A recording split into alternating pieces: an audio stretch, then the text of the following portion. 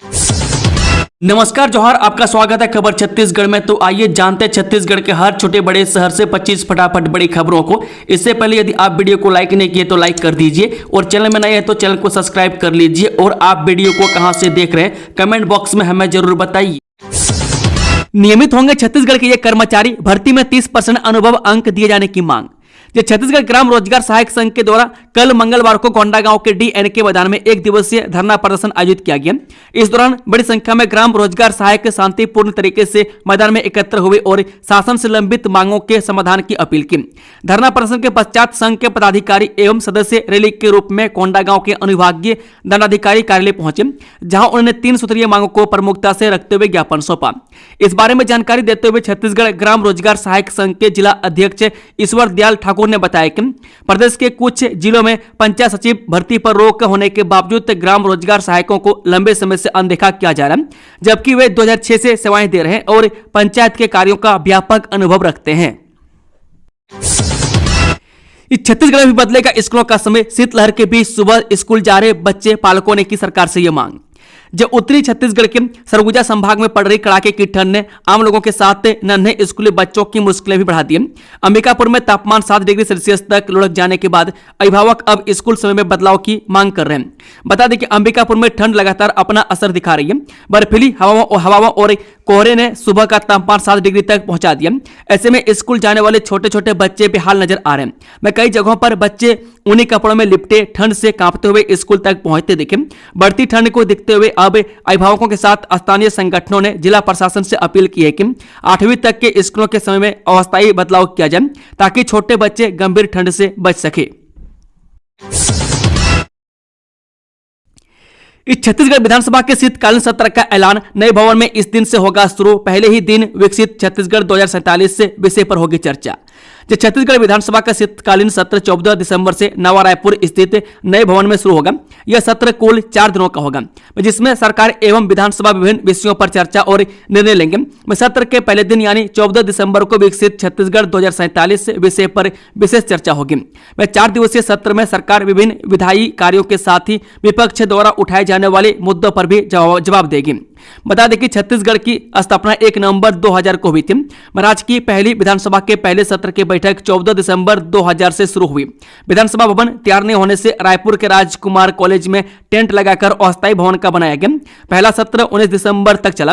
इस दौरान सदस्यों के शपथ ग्रहण हुए और यही छत्तीसगढ़ के पहले नेता प्रतिपक्ष के रूप में नंद कुमार साय ने शपथ ली। यही वजह है कि सरकार ने नए भवन के लिए इसी तारीख का चुनाव किया है। एस्मा के बाद भी समिति कर्मचारियों की हड़ताल जारी। पुलिस ने इन पदाधिकारियों को हिरासत में लिया। फिर कर्मचारियों ने उठाया ये बड़ा कदम। जिले के धान खरीदी केंद्रों के कर्मचारियों ने हड़ताल पर जाने के बाद पुलिस द्वारा 5 कर्मचारियों को हिरासत में लेने के विरोध में सैकड़ों की संख्या में पुलिस कंट्रोल रूम के सामने धरना प्रदर्शन किया। इस दौरान कर्मचारियों ने जमकर नारेबाजी की। सूत्रों के अनुसार समिति प्रभारी, प्रबंधक और कंप्यूटर ऑपरेटर के पदाधिकारियों को पुलिस उनके घर से उठाकर हिरासत में ले रही है। बता दें कि बीते 3 नवंबर से समिति के कर्मचारी और डाटा एंट्री ऑपरेटर अपने 4 सूत्रीय मांगों को लेकर हड़ताल पर है। 30 नवंबर थी मौत की तारीख। 12 दिन पहले ही हिडमा को कर दिया गया ढेर। जाने कैसे बनी थी नक्सली लीडर के मुठभेड़ की योजना। 43 साल शीर्ष माओवादी कमांडर मारवी हिडमा और उसकी पत्नी राज्य को मार गिराया गया। तेलंगाना के छत्तीसगढ़ के बॉर्डर में हुए पुलिस नक्सली मुठभेड़ में कुल 6 नक्सलियों की मौत हुई है। इन्हीं में एक हिडमा और दूसरी उसकी पत्नी राज्य भी शामिल है। वहीं दुर्दांत नक्सली हिडमा सुरक्षा बलों और आम नागरिकों के खिलाफ कम से कम 26 घातक हमलों के लिए जिम्मेदार था। वह 2017 के सुकमा हमले भी शामिल है और जिस हमले में 26 CRPF जवान शहीद हुए थे। इतना ही नहीं बल्कि वह 2010 के दंतेवाड़ा हमले में भी शामिल था। इस हमले में 76 CRPF जवान शहीद हुए थे। सूत्रों ने बताया कि हिडमा के साथ उसकी पत्नी राज्य और माओवादी संगठन के दूसरे मेंबर चेल्लूरी नारायण और टेक शंकर भी शामिल में मारे गए हैं। बंदूक और गोलियों से खेलने वाले हिडमा को राज्य से हो गया था प्यार। बिहार में रचाई शादी लेकिन नहीं पैदा किए बच्चा। जानिए आतंक के सरगना की लव स्टोरी। ये छत्तीसगढ़ में जारी नक्सल उन्मूलन अभियान के बीच एक बड़ी खबर निकलकर सामने आ रही है। बताया जा रहा है कि एक मुठभेड़ में पुलिस और सुरक्षा बलों ने नक्सलियों के टॉप लीडर और पीएलजीए के कमांडर माड़वी हिड़मा को ढेर कर दिया गया है। बताया जा रहा है कि हिड़मा के साथ उसकी पत्नी को भी पुलिस ने मार गिराया। यह पूरी मुठभेड़ छत्तीसगढ़ आंध्र बॉर्डर पर अंजाम दिया गया। हालांकि एनकाउंटर टीम में कौन सी पुलिस और सुरक्षा बलों की टीम शामिल थी, इसकी जानकारी नहीं मिल सकी। लेकिन क्या आपको पता है कि खूंखार नक्सली के रूप में पहचान बनाने वाले माड़वी हिड़मा की एक लव स्टोरी भी है जो बेहद दिलचस्प है। माड़वी हिड़मा की पहचान यूं तो एक कुख्यात के तौर पर होती है, लेकिन उसके सीने में दिल धड़कता था। बताया जाता है कि हिड़मा राजे से बेहद प्यार करता था और उसी से शादी भी की। दोनों की लव स्टोरी और शादीशुदा जिंदगी हिंसा और संघर्ष से भरी एक कहानी को बयां करती है। हिड़मा और राजे एक ही कमांडर स्ट्रक्चर में काम थे, जिसके चलते अक्सर बिहड़ों में दोनों की मुलाकात होती थी। वह बिहड़ों की मुलाकात कब प्यार में बदल गया, दोनों की खबर ही नहीं लगी और एक दिन शादी करने का फैसला कर लिया। कहा जाता है कि इसी दौरान दोनों ने संगठन के भीतर ही विवाह कर लिया था। उसके रिश्ते को नक्सली कैडर एक प्रभावशाली जोड़ी के रूप में देखता था। हालांकि यह रिश्ता भी बाकी जीवन की तरह हिंसा और जोखिम से घिरा था। लेकिन सबसे अहम बात यह है कि हिड़मा और राजे ने शादी के बाद कभी बच्चा पैदा करने की नहीं सोची। धान के समर्थन मूल्य को लेकर सरकार का बड़ा फैसला, किसानों ने सीएम सहायक का जताया आभार। जानिए कितने रुपये आएंगे खाते में इस बार। छत्तीसगढ़ शासन द्वारा किसानों को 3100 रुपये प्रति क्विंटल की दर से धान खरीदी का बड़ा निर्णय कृषकों के जीवन में नई उम्मीद और खुशहाली लेकर आया। राज्य भर में धान उपार्जन केंद्र में व्यवस्थित, पारदर्शी और तकनीकी रूप से सुदृढ़ व्यवस्था के कारण किसानों में इस वर्ष विशेष उत्साह देखा जा रहा है। नीतिगत सुधारों और प्रशासनिक छत्तीसगढ़ के इस जिले में बनेगा 5 मंजिला सिविल अस्पताल, 2 लाख लोगों को मिलेगा लाभ। नगर को 100 बिस्तर वाले अत्याधुनिक अस्पताल की सौगात मिली है। इससे क्रुद्ध समेत पूरे क्षेत्र में स्वास्थ्य सुरक्षा की एक नई उम्मीद जगी है। सोमवार को नगर के स्वामी विवेकानंद इंडोर स्टेडियम में प्रदेश के स्वास्थ्य मंत्री श्याम बिहारी जायसवाल ने 50 बिस्तर वाले सिविल अस्पताल को 100 बिस्तर नवीन सिविल अस्पताल में उन्नयन कर भूमि पूजन एवं शिलान्यास किया। यह अत्याधुनिक अस्पताल भवन 17 करोड़ 84 लाख 66 हजार की लागत से बनेगा। यह विस्तार सिविल अस्पताल 5 मंजिला होगा। अधिक से अधिक मरीजों को एक ही समय में बेहतर उपचार मिल सकेगा। टाइगर सफारी पर सुप्रीम कोर्ट की रोक, मानव और वन्यजीव संघर्ष में मौत अप्राकृतिक आपदा, मिलेगा 10 लाख रुपए का मुआवजा। सुप्रीम कोर्ट के चीफ जस्टिस की अध्यक्षता वाली 3 सदस्यीय पीठ के द्वारा 17 नवंबर 2025 को पारित ऐतिहासिक आदेश ने देश भर के वन प्रबंधन, टाइगर रिजर्व संचालन और मानव वन्यजीव संघर्ष से प्रभावित परिवारों के लिए नई दिशा तय कर दी है। आदेश में कई महत्वपूर्ण निर्देश दिए गए, जिनमें तत्काल प्रभाव से लागू किए जाने योग्य प्रावधान भी शामिल हैं। वन्यजीव प्रेमी नितिन सिंघवी ने इस संबंध में मुख्य सचिव और अतिरिक्त मुख्य सचिव वन और जलवायु परिवर्तन को पत्र लिखकर आदेश को तत्काल प्रभाव से लागू करने की मांग की है। सुप्रीम कोर्ट ने साफ शब्दों में कहा है कि टाइगर सफारी कोर क्षेत्र और क्रिटिकल टाइगर हैबिटेट में बिल्कुल भी नहीं चलाई जा सकती। वहीं बफर क्षेत्र में भी सफारी तभी बनाई जा सकती है जब भूमि गैर वन अथवा अविकसित अकर्मित वन भूमि हो और वह किसी टाइगर कॉरिडोर का हिस्सा न हो। यह निर्णय पर्यटन, प्रकृति संतुलन और बाघों के सुरक्षित आवागमन के लिए अत्यंत महत्वपूर्ण माना जा रहा है। राष्ट्रीय जल पुरस्कार, बालोद जल संचय अभियान में देश का सर्वश्रेष्ठ जिला। नई दिल्ली स्थित विज्ञान भवन में 6वां राष्ट्रीय जल पुरस्कार एवं जल संचयन जन भागीदारी अवार्ड समारोह हुआ।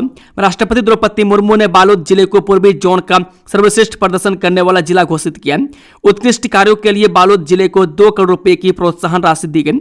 इस अवसर पर केंद्रीय जल संसाधन मंत्री CR पाटिल, राज्य मंत्री V सोमन्ना सहित वरिष्ठ अधिकारी और अतिथि मौजूद रहे।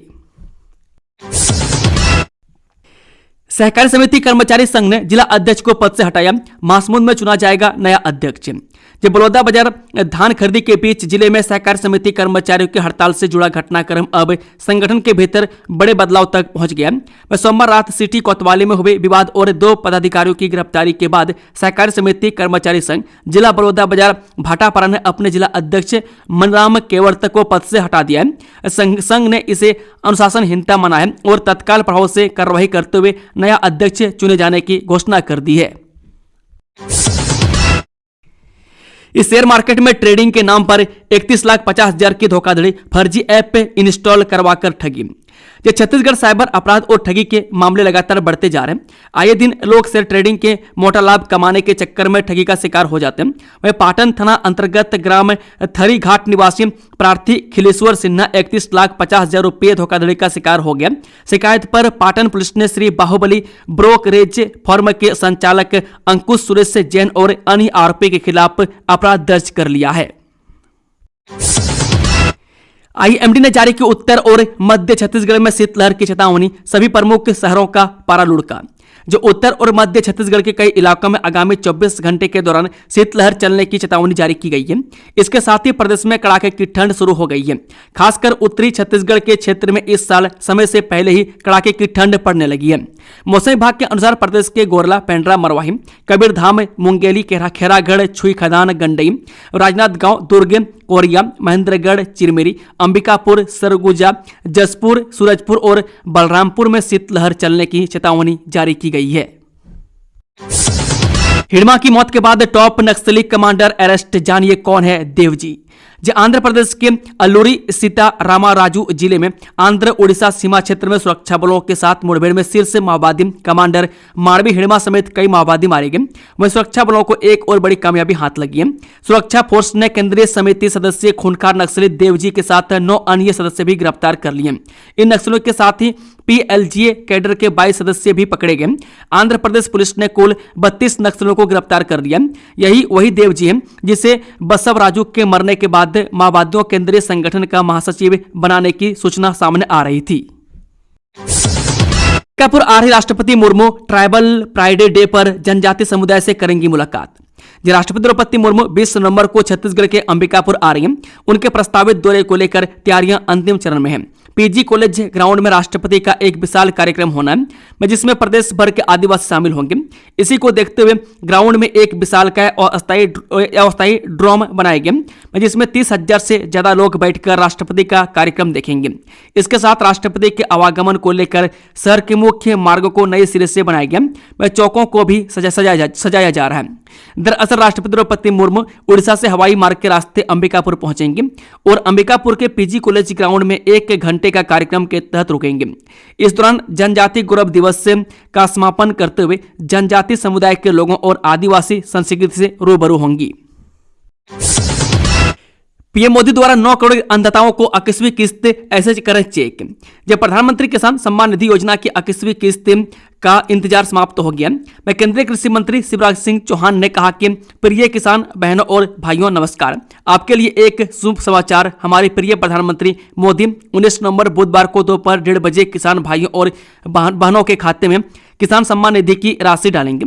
9 करोड़ किसानों के खातों में 18,000 करोड़ की राशि अंतरित की जाएगी। इसके पहले प्राकृतिक आपदा से पीड़ित राज्यों में हिमाचल प्रदेश, पंजाब, उत्तराखंड, जम्मू कश्मीर के किसानों के खातों में पहले ही राशि अंतरित की जा चुकी है। इस अवसर पर प्रधानमंत्री आपको संबोधित भी करेंगे और यह दिन प्रधानमंत्री किसान उत्सव दिवस के रूप में मनाया जाएगा। मेरी आपसे अपील है कि हमारे प्रधानमंत्री को सुनने और राशि के अंतरण को प्रत्यक्ष रूप से देखने आप प्रत्यक्ष रूप से जरूर देखिए। मैं कृषि विज्ञान केंद्रों में राज्य स्तरीय कार्यक्रम में, यह जिला स्तरीय कार्यक्रम में, अपने पंचायत में होने वाले कार्यक्रम में, मंडियों के कार्यक्रम में, किसान समृद्धि के कार्यक्रमों में, कृषि विश्वविद्यालयों के कार्यक्रमों में कहीं न कहीं आप जरूर भाग लीजिए। यह दिन अन्नदाताओं के सम्मान का दिन है। आइए इस उत्सव में आप भी भाग लीजिए। बहुत बहुत धन्यवाद। आ जाओ बेटा, कमाई करके खाएंगे। मां माड़वी पुंजे की अपील सुन लेता तो जिंदा होता नक्सली कमांडर माड़वी हिड़मा। जो खूंखार नक्सली माड़वी हिड़मा आखिरकार सुरक्षा बलों के हाथों मारा गया। कुख्यात माओवादी कमांडर माड़वी हिड़मा को सुरक्षा बलों ने आंध्र प्रदेश के अल्लूरी सीताराम राजू जिले के मारे दुमिल्ली वन क्षेत्र में एक एनकाउंटर में मारे गए। हालांकि करीब 150 से अधिक जवानों का हत्यारा हिड़मा अगर अपनी मां की अपील को सुन लेता तो शायद अभी भी सांसें ले रहा होता। कौन है छत्तीसगढ़ के महाधिवक्ता प्रफुल्ल भारत? अचानक इस्तीफा देकर प्रदेश में बढ़ाई हलचल। छत्तीसगढ़ के महाधिवक्ता प्रफुल्ल एन भारत ने अपने पद से अचानक इस्तीफा देकर प्रदेश में हलचल बढ़ा दी। उन्हें इस्तीफा राज्यपाल रमेन डेका को सौंप दिया। उनके इस्तीफे के बाद सरकार और कानूनी हलकों में लगातार बैठकें जारी हैं। महाधिवक्ता भारत का इस्तीफा एक बड़ा प्रशासनिक और राजनीतिक घटनाक्रम माना जा रहा है। प्रफुल्ल एन भारत राज्य के अनुभवी और वरिष्ठ विधि विशेषज्ञों में गिने जाते हैं। उनका जन्म 22 जून 1966 को हुआ। वे स्कूली शिक्षा जगदलपुर में पूरी करने के बाद उन्होंने एमए और एलएलबी की डिग्री हासिल की। वर्ष 1992 में उन्हें मध्य प्रदेश से बार काउंसिल जबलपुर में नामांकन कराया। इसके बाद उन्होंने जिला न्यायालय जगदलपुर में वकालत का सफर शुरू किया। 1995 से 2000 तक वे मध्य प्रदेश से हाईकोर्ट जबलपुर में प्रैक्टिस करते रहे। छत्तीसगढ़ गठन के बाद वे बिलासपुर हाईकोर्ट में वकालत करने लगे। इस सदन में कांग्रेस विधायकों को खल रही कवासी लखमा की कमी। विशेष सत्र में इस एमएलए ने गिरफ्तारी पर उठाए सवाल, कह दी ये बड़ी बात है। यह छत्तीसगढ़ विधानसभा का शीतकालीन सत्र 14 दिसंबर से नवा रायपुर स्थित नए भवन में शुरू होगा। इससे पहले पुराने भवन में एक विशेष सत्र का आयोजन किया गया। सत्र के दौरान छत्तीसगढ़ के 25 साल के संसदीय इतिहास को याद किया गया। सदस्यों ने पूर्व सदस्यों को भी याद करते हुए अपने अनुभव साझा किए। बस्तर विधायक लखेश्वर बघेल ने जेल में बंद कोंटा विधायक कवासी लखमा को याद किया। उन्होंने लखमा को जेल भेजे जाने को लेकर भी सवाल किया। लखेश्वर बघेल ने कहा कि इस गौरवशाली पल में हमारे विधायक साथी कवासी लखमा नहीं है। कौन से गंभीर अपराध में जेल भेजा गया, चाहते तो उनको यहां लाया जा सकता था। इस सावधान सामने आया एसआईआर के नाम पर साइबर ठगों का डरावना खेल। मतदाता सूची अपडेट की आड़ में रची नई साजिश। जो ऑनलाइन साइबर ठगों ने अब ठगी करने का नया तरीका ढूंढ लिया। अब एसआईआर के नाम पर लोगों को बरगलाने की कोशिश कर रहे हैं। उन्हें कॉल करके एसआईआर के फॉर्म के नाम पर ओटीपी मांगा जा रहा है। दरअसल ठग इसके जरिए एपीके फाइल डाउनलोड करवाकर ऑनलाइन ठगी करने की कोशिश कर रहे हैं। शहर में कई लोगों के पास इस तरह के कॉल आ चुके हैं। हालांकि वो साइबर ठगों के झांसे में नहीं आए, अपनी सतर्कता के चलते ठगी के शिकार होने से बच गए। आपको बता दें कि इन दिनों देश में एसआईआर के तहत मतदाता सूची अपडेट करने का काम किया जा रहा है। इसका फायदा उठाने साइबर ठग सक्रिय हो गए हैं। वह साइबर ठग एसआईआर फॉर्म या इसी नाम से कॉल करके आपसे ओटीपी नंबर मांगते हैं।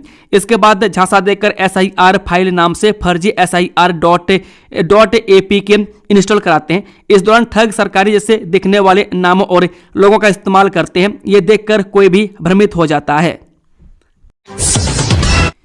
नक्सलियों का नगीना था हिड़मा। 3 लेयर सुरक्षा में तैनात रहते थे हथियार बंद बॉडीगार्ड। इस माओवादी का प्रोटोकॉल जानकर रह जाएंगे हैरान। यह छत्तीसगढ़ के बस्तर में लंबे वक्त से सक्रिय रहकर खूनी वारदातों को अंजाम देने वाला खूनकार माओवादी और माओवादियों के समिति का सीसी मेंबर माड़वी हिड़मा को मार गिराया गया है।